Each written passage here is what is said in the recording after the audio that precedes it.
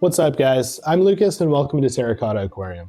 So today is going to be a really fun day because we're starting a new in-depth tutorial series. And this one is going to be for a low-tech Iwagumi in this tank right here.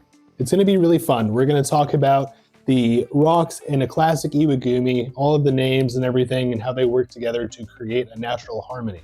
We're also going to talk about the concept of flow in the aquarium and how that plays into the naturalistic aspect. In this episode, we're going to be doing the substrate, the hardscape, and all of the equipment. And I'm excited for this project because I think a lot of people, when they see pictures of Iwagumis online as they get more into the hobby, they really want to recreate it, but don't necessarily have the high-tech resources to do so. In this tutorial series, I'm going to show that you don't need highlighting, CO2, and a really high-tech tank to create a beautiful Iwagumi. Without further ado, let's get started. So here's a preview of some of the stuff that we're going to use. Of course, we do have our rocks here, and we'll go through the kind of Japanese names for all of these rocks as we get into the Iwagumi itself. But in this kind of tradition, there is a specific name for each of these rocks. So we will learn those as we go. This is some of the equipment. We've got a light here, little strip light from Hygger, a little fluval filter, and then a heater from Hygger as well. And over here, we've got some of the substrates that we're going to be using. I'll get more into what I plan to do with these as we get there. And this is the tank that we're going to be using. It's a roughly 15-gallon cube from Landon, which I think will be just about perfect for this project. You can see I've got another one right over here set up, also with the fluval filter back there. That's a little sneak peek of something to come. But yeah, let's get started on this. I think first we're going to set up the light. So here we've got our Hygger light. Oops. This is a Smart Aquarium light HG957. And as we go through all of this stuff, I will just put links down in the description for everything that I'm planning on using if you want to follow along yourself with this build.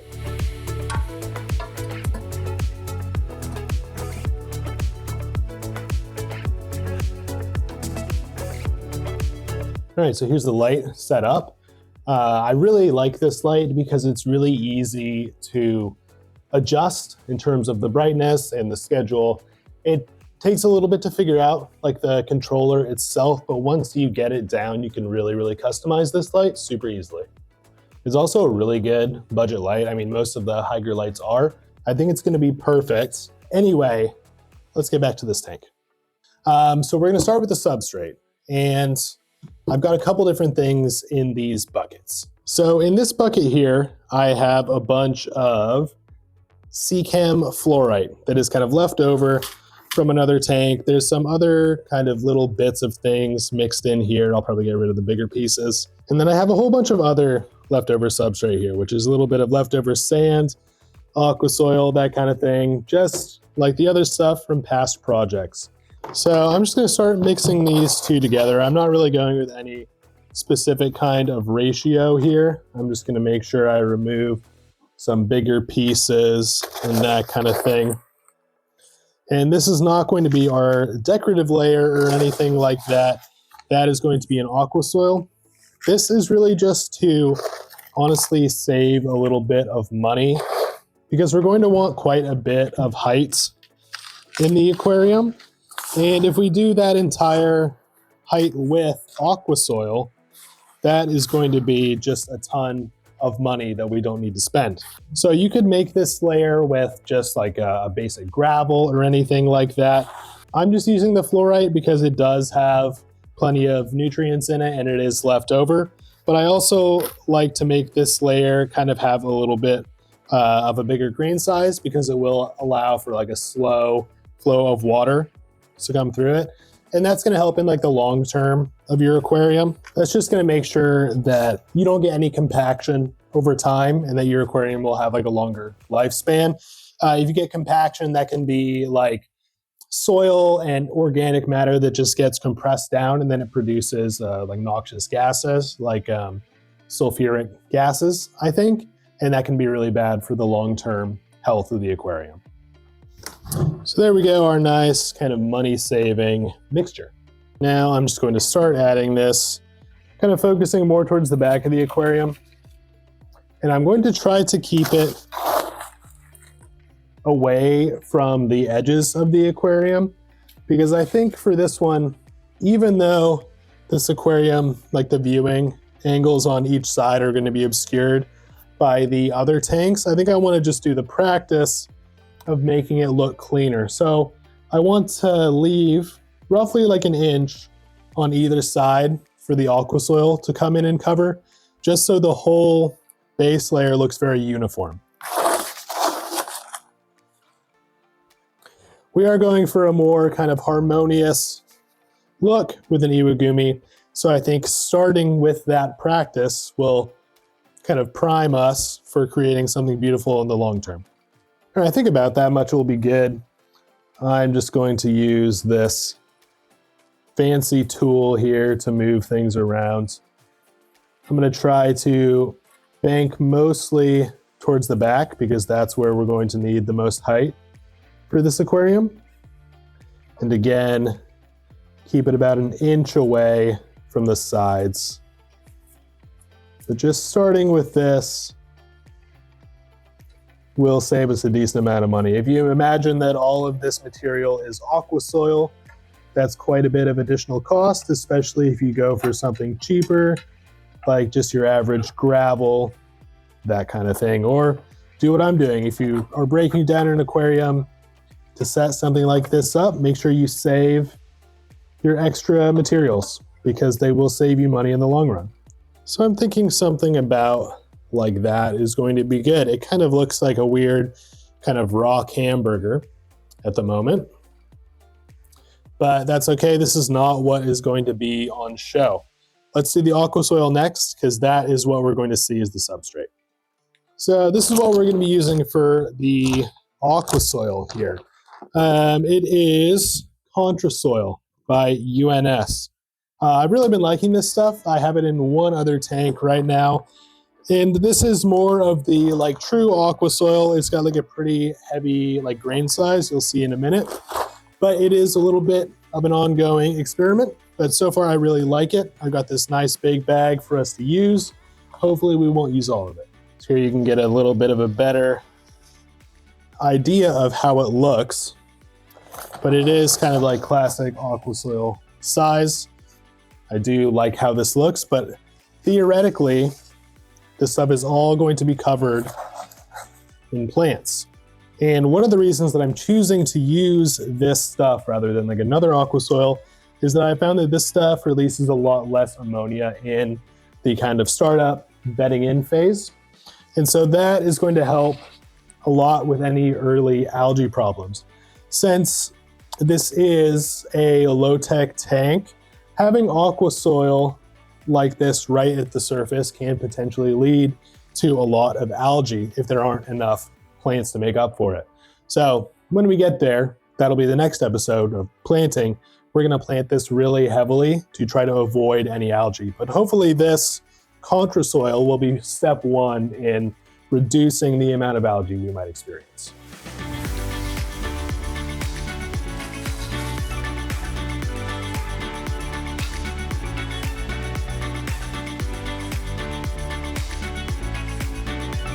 Okay, so I've got a decent layer on which to work here. I'm probably going to add more as we add the rocks, but I kind of want to get them in there and start messing around with them. So as we do this, we'll kind of go through the name of each rock and the, I guess, idea in Japanese tradition of what's going on with the rock placement. So I am going to be very careful as I add these rocks in because I actually chipped another tank recently just right on the edge right here. On a tank over there. I'll show you really quick. Maybe you can see right there, right on the edge. Not like a big deal, but just the tiniest chip right in the center. So gonna avoid that. So this rock is going to be the Oyaishi, if I'm pronouncing that correctly. And this one is kind of going to be like the centerpiece rock.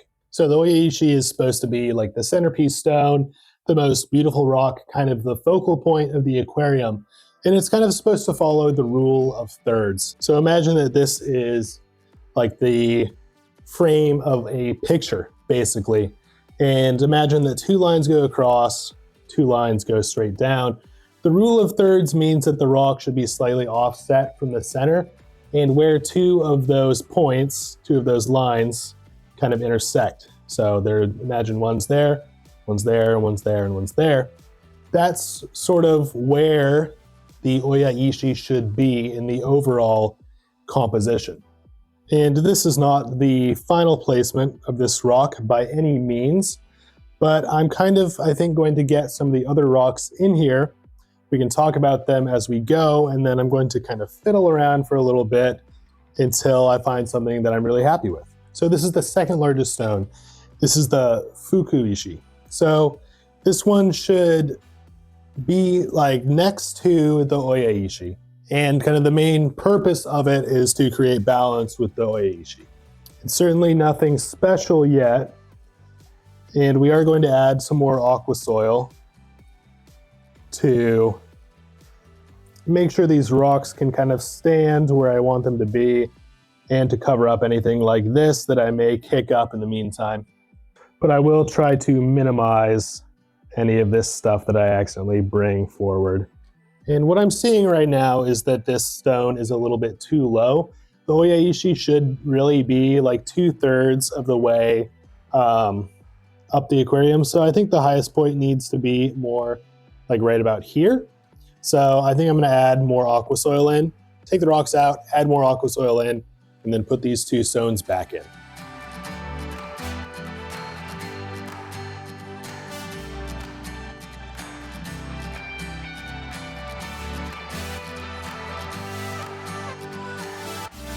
Okay, so I think we're getting somewhere. Nothing is set in stone, as it were, haha. But we're gonna get the 3rd stone in here now. So this is the soishi, the 3rd largest stone, and it is kind of supposed to go on the other side of the central stone. So I think I am going to have to slightly move things around a little bit, but we'll get this in here, see how it looks. It's sort of supposed to be the second kind of supporting part of the largest stone. So we'll see how it goes. I'm going to get in here, mess around a little bit.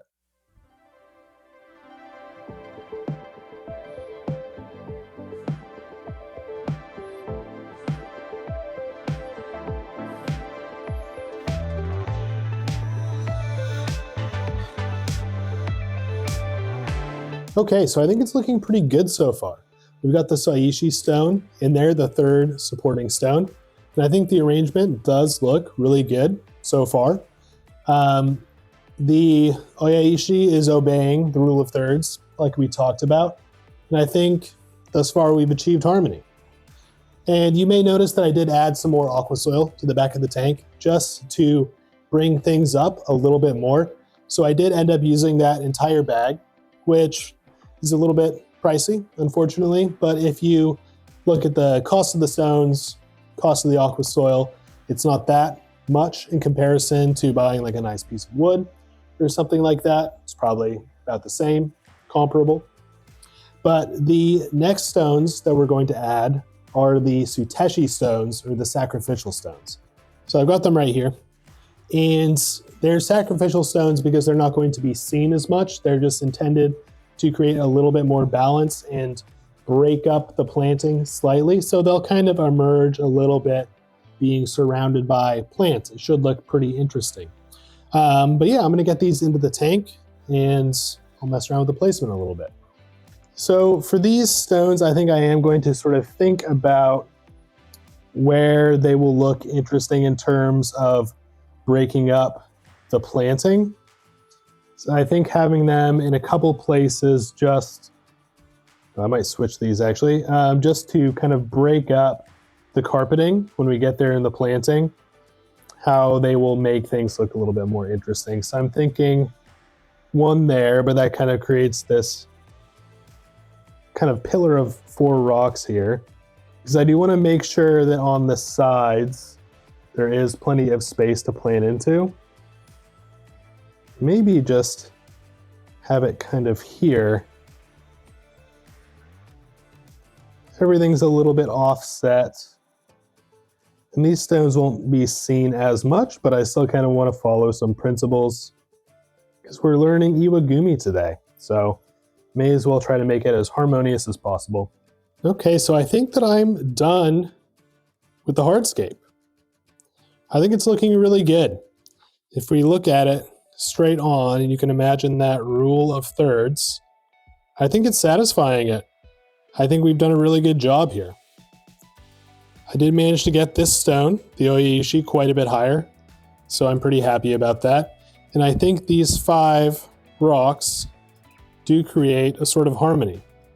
And I've intentionally left quite a bit of open space in the center to get that carpet look going, and some good planting channels kind of in between the rocks so that we can get really good coverage. The only part I'm a little bit concerned about is just right behind this rock here. Hopefully enough light gets there to grow the plants that we want to grow. But yeah, I'm really happy with it. I think this is a nice, really simple, beautiful, so far, Iwagumi. And hopefully it just continues to get more beautiful as we add plants. But I did realize that I forgot to tell you guys what type of stones these are. And these are Taiji stones from Landon. I'll leave a link in the description. They really do change color a lot when they're underneath a bright light like this. It seems like they're almost like dark like lava rocks when I had them just sitting on the table, as you may remember earlier. And they are very porous, so they'll probably collect a lot of good beneficial bacteria. It'll be interesting to see what color they end up being with the water in the tank, which we're not going to do today. I like them, but I think you don't really need to spend money on rocks to create something like this. I think you could just go out and find whatever you need to do this. Of course, if you want to buy nice looking rocks, like a set like I've done, you should go for it. I just did this because I wanted to be sure that I had a set of really nice matching rocks to be able to showcase for this type of tank. So that's the hardscape and the substrate done. I'm really happy with it. And I'm just gonna do a couple more things. I'm gonna set up the filter and the heater. So the filter that I'm gonna be using is this Fluval C2. This thing is rated for 30 gallons, but I've got it running on another 15-gallon tank right now that I showed you earlier that it's doing really well on. So let's get it open. So I've been trying to find a hang on the back filter that I'm really happy with for a while now. I've tried a bunch of different ones, and this is the one that I'm currently using. And I think it's really good so far. It's got like a ton of stuff going for it. It comes with just a whole bunch of stuff. In here, there's some, this is charcoal. And then there's some filter media here. And then of course these things, this is of course the intake. Fits in just like that. And then this is the leveler. Well, not leveler. Yes, leveler. And it just fits right in here on the bottom of the filter. And this is kind of what you adjust for the depth that you want it to be, when it's sitting on the aquarium. But we'll get to that point.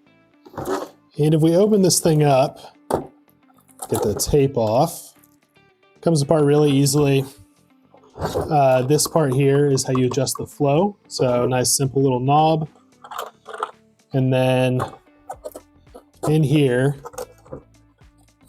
there's this little basket. And this is where you could put the charcoal or the filter media. So it's really handy that it just kind of comes in and out like that. This part comes out really easily. You can see it's got like the fine filter floss and then also some foam. So there's a lot going on in this little hang on the back. It's not the cheapest. I think it's like 40 bucks, something like that. But for a piece of equipment that's gonna last a while, I honestly think it's a pretty good deal. So I just put the filter media into the little basket here. I gave it a little rinse just under tap water. When I'm putting this onto the aquarium, I'm actually going to think a little bit about the principles of Iwagumi. So part of the arrangement of the stones in an Iwagumi tank is to reflect the flow of the water. So if I put the filter on this side, for example, the flow is going to go like this, right?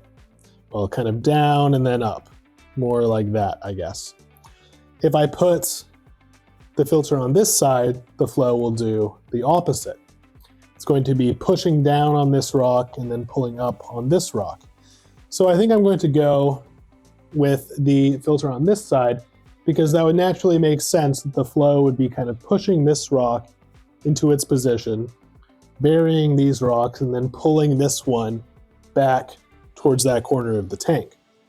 So that should theoretically make the overall scape feel more natural with the flow coming like that. Hopefully that concept makes sense to you guys. It is a little bit strange to grasp, but let me show you an example in another tank. It's not Iwagumi, but it follows that same principle of flow. So this is my rainbow riverbed tank. And if you look at the placement of the filter, it's right over here, right? And so the flow of the water is coming out here, heading this direction, and then flowing back around. And I've arranged the hardscape to kind of reflect that, with all of the stuff kind of leading, all of the hardscape, when I say stuff, leading into this back corner. As if the natural flow that the tank is doing now pushed everything over time back up into this corner. So even if you're not doing an Iwagumi, you can kind of follow that principle to make the whole thing feel more natural. And it would make sense with the water being pushed right here that this corner wouldn't have as much stuff in it. So having a little bit of empty space leading into more of like a crowded area does make it feel like it's kind of a natural river system pushing into this direction.